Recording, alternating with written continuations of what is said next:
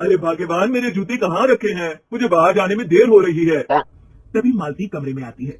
ये रहे आपके जूते, मैं इन्हें साफ करने के लिए ली गई थी। अरे वाह, तुम कितनी समझदार हो, मेरे बिना कुछ कहे ही सारे काम कर देती हो।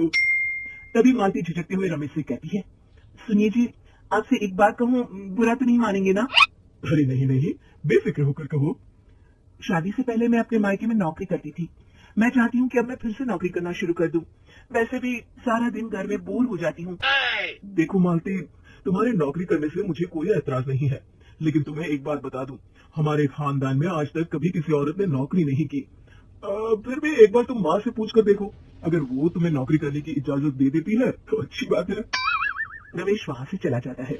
फिर उसी शाम मालती अपनी सास के पैर दबा रही होती है।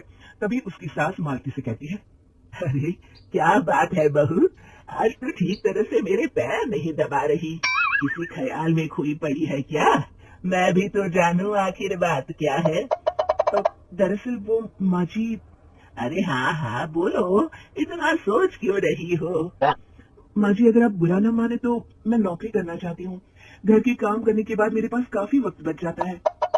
मालती की ये बात सुनकर उसकी सास गुस्से में कहती है, अरे बहू, तेरी तबीयत तो ठीक है ना?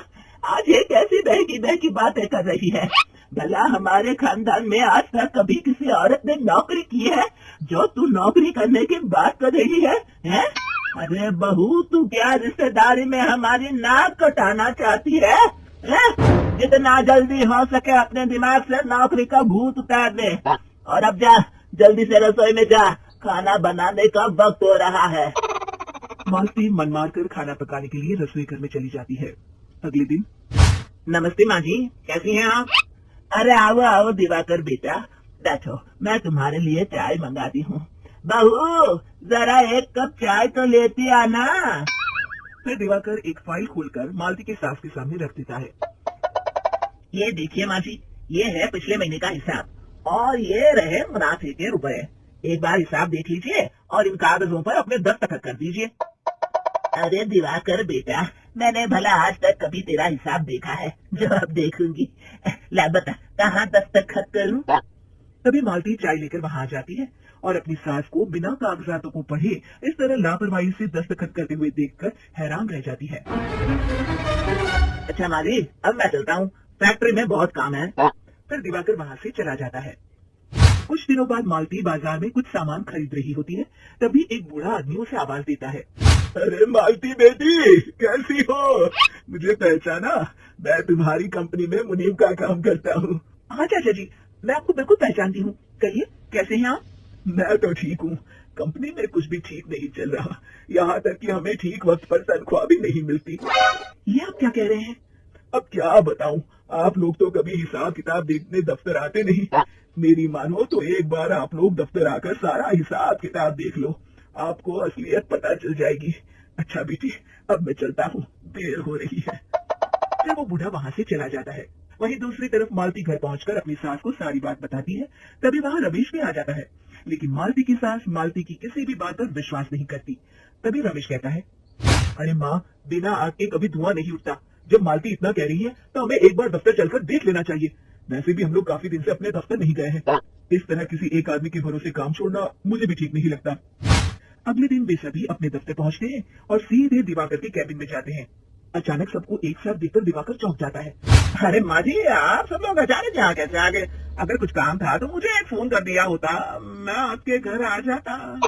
तभी मालती की सास कहती है, अरे दिवाकर बेटा, आज मैं हिसाब देखने दफ्तर आई हूँ, जरा मुझे पिछले 6 महीनों का हिसाब दिखाना तो बेटा। दिवाकर घबराते हुए हिसाब की फाइल मालती की सास को देता है। मालती की सास फाइल लेकर मालती को देती है और कहती है, ले बहू, देख ले हिसाब। मालती फाइल को बड़े गौर से देखती है और अगले ही पल उसे सारी गड़बड़ी समझ में आ जाती है। वो अपनी सास से कहती है, बाजी, मुनीम चाचा बिल्कुल सही कह रहे थे। हमारी कंपनी में पिछले 6 महीनों में जितना मुनाफा हुआ है, हमें उसका आधा पैसा भी नहीं मिला। यूँ समझ लीजिए कि 1 रुपये में सिर्फ चवन्नी ही हमारे हाथों में आई है। मालती की बातें सुनकर मालती की सास गुस्से से दिवाकर को पूछती है, क्यों दिवाकर, मेरी बहू जो कह रही है वो सच है? दिवाकर समझ जाता है आज उसका भांडा फूट चुका है। वो गिड़गिड़ाते हुए कहता है, मुझे माफ कर दीजिए माँ जी, मैं पैसों के लालच में अंधा हो गया था।